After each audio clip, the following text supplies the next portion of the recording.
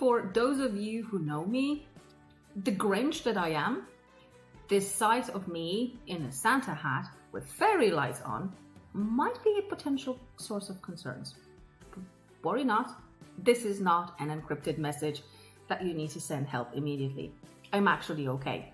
2020 is not a year to wage war on Christmas. That's going to be next year.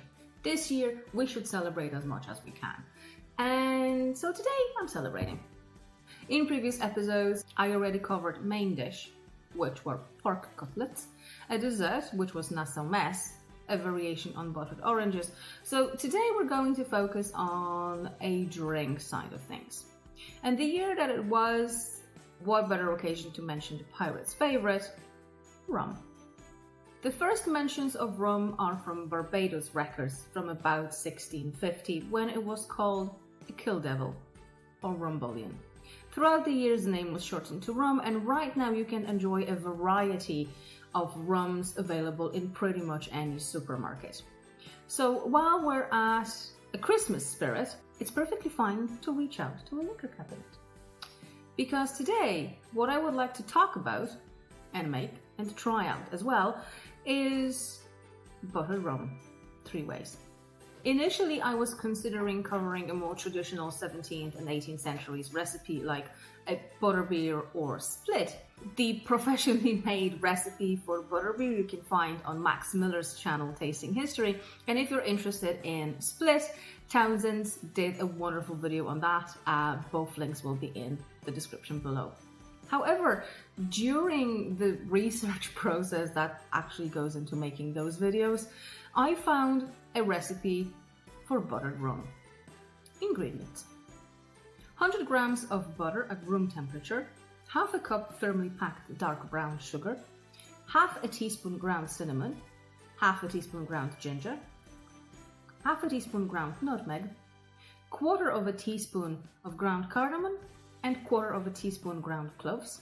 Optionally, you can add half a teaspoon of pure vanilla extract. For the drinks itself, you will also need cream, hot water, and obviously rum.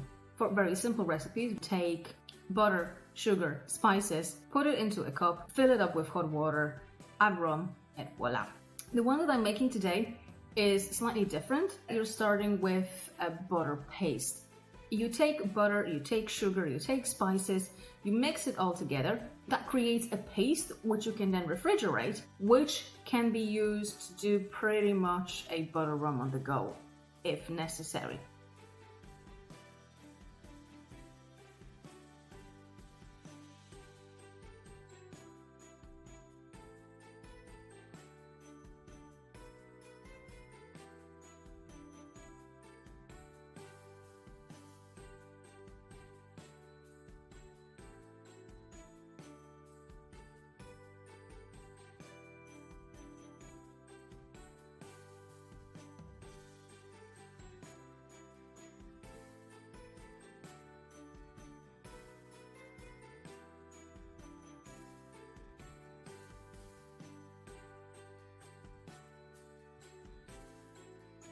On one of the culinary forums, I found a tip that came in really handy today, which is to fat wash the rum.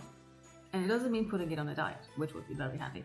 First, you make a brown butter, which has a more intensive taste than a just melted butter. A quick note on making brown butter. Brown butter is not the same as burnt butter. You want the milk solids to caramelize at the bottom of the pan instead of burning it. When you burn it, there is no way to undo the damage that's already happened. You need to do it again. You mix it with the rum, you make an emulsion, and then you put it aside. The fats from the butter solidify on the very top and create a layer which can easily be removed using a spoon or a sieve. With this, you have a wonderful buttery liquid butterscotch. That's what it is.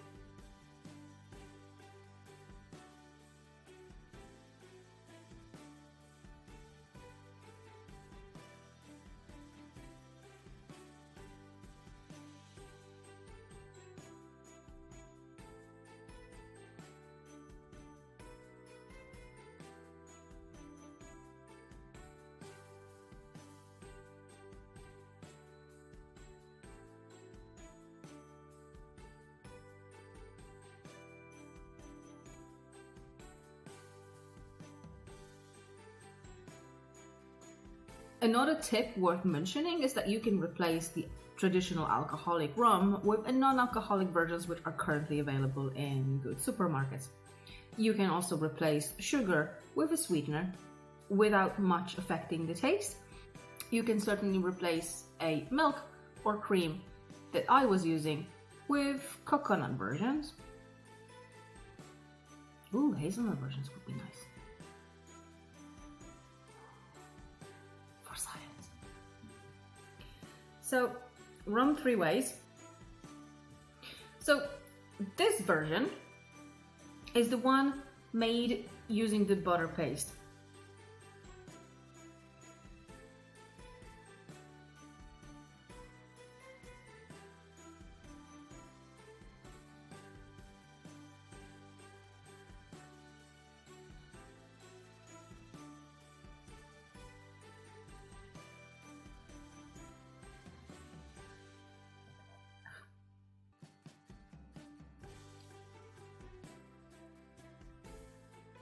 That's an experience.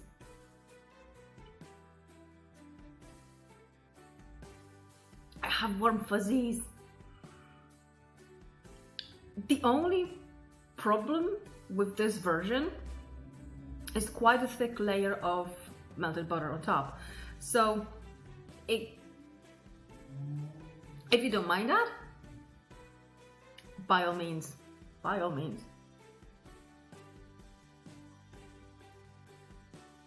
Oh boy, it has a punch. So this version is the one with fat washed rum.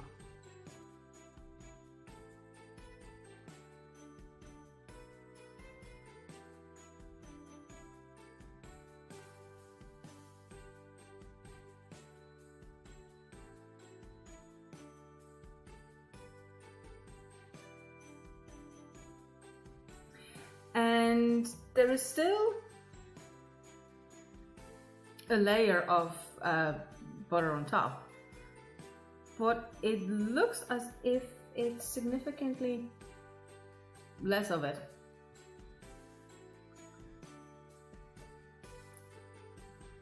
Oh,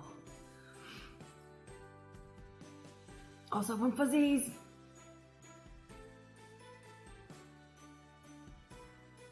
I'm not sure which one I like more. Absolutely no idea. Both. Both is good. If you are down under, hot butter rum may not exactly be the most suitable to your climate. However, this is the cold version.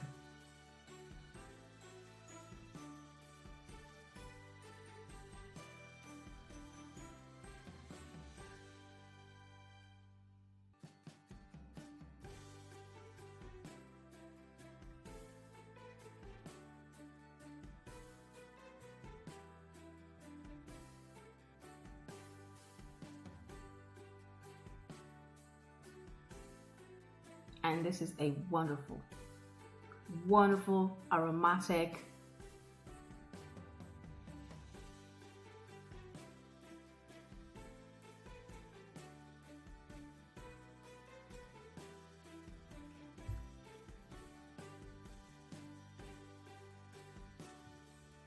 oh my god. I see a problem with this version though. I can't really taste alcohol much, which is dangerous. So dangerous. I can imagine that you can go through a few of those cocktails without realizing how much alcohol actually is in them. This is about like a normal measure of rum inside, if not more, because I was eyeballing it. And I don't feel it. This is going to be a fun shoot. And just a quick tip for the next couple of days ahead of us, whether you spend the Christmas time with friends, with family, or on your own, drinking rum by 12 p.m. makes you a pirate, not an alcoholic. A subtle but important distinction. If it's not very obvious yet, I have absolutely no idea what I'm doing. I winged all 3 episodes, and I would like to say thank you very much for sticking with me on this mad journey. If you like this type of content and you enjoy historical recipes, definitely follow Max Miller from Tasting History and John Townsend from Townsend's, because they have content galore and they're good at making it. Don't follow me. I have no idea what I'm doing. And from my little family to yours, Merry Christmas and Happy Holidays.